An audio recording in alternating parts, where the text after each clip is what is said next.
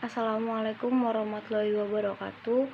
Perkenalkan, nama saya Putri Fadila dengan NIM 2108302081 dari kelas KPI 2C.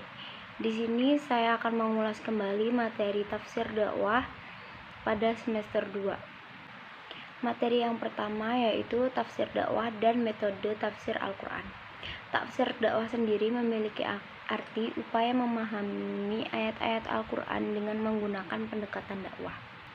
Lalu, metode penafsiran Al-Quran memiliki 4 metode, yaitu yang pertama, metode ijmali atau global, yang kedua, metode tahlili atau analitis, yang ketiga, metode mukarim atau perbandingan, dan yang terakhir adalah metode maudu atau tematik.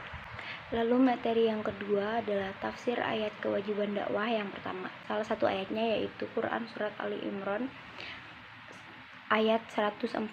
Ayat ini menerangkan bahwa Allah memerintahkan kepada umat Islam agar di antara mereka ada sekelompok orang yang bergerak dalam bidang dakwah selalu memberi peringatan apabila nampak gejala-gejala perpecahan dan pelanggaran terhadap ajaran agama Islam.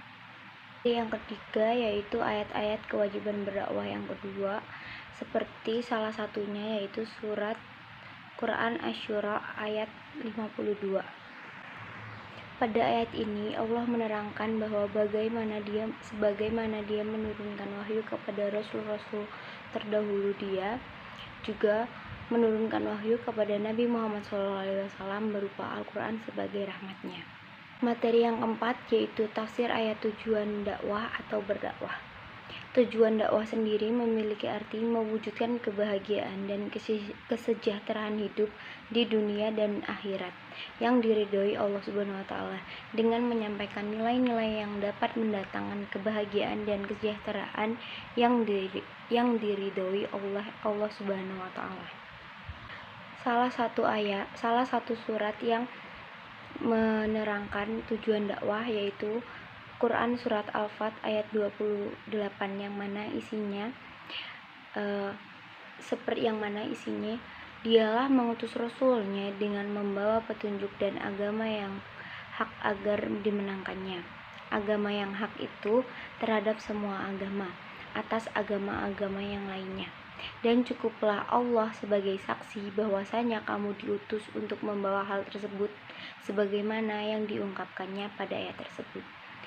Ayat ini kita diterangkan bahwa menjadikan agama sebagai pegangan atau panduan agar kita tetap di jalan Allah Subhanahu wa taala.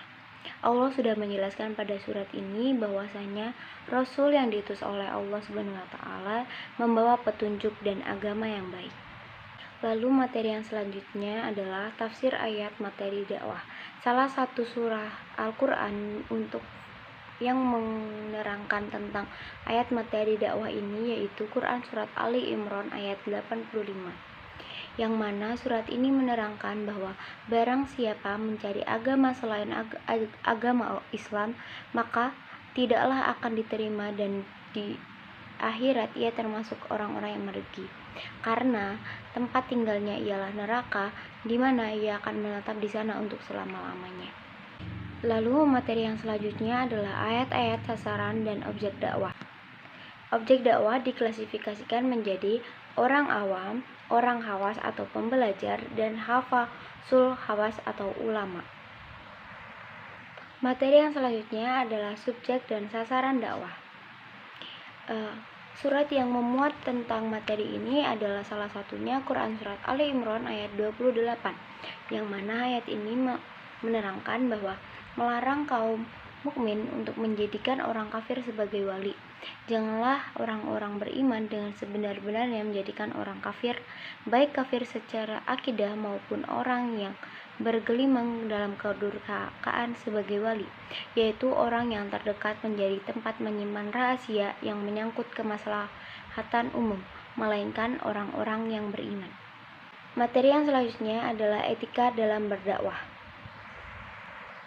Etika atau akhlak dai adalah akhlak Islam yang Allah nyatakan dalam Al-Quran dan Sunnah Rasul. Menurut Tuti Alawiyah, etika dai bisa diklasifikasikan sebagai berikut. Menurut Tuti Alawiyah, etika dalam berdakwah adalah yang pertama, memiliki sifat asidik atau benar atau tidak berdusta. Yang kedua yaitu memiliki sifat al-syabar atau sabar dan tabah. Lalu yang ketiga adalah ar-rahmah, memiliki rasa kasih sayang. Yang keempat tawadu, merendahkan diri dan tidak sombong. Yang kelima suka bergaul, dan yang terakhir adalah amanah atau dapat dipercaya. Sekian pengurusan materi yang dapat saya sampaikan, kurang lebihnya saya mohon maaf. Wassalamualaikum warahmatullahi wabarakatuh. Terima kasih.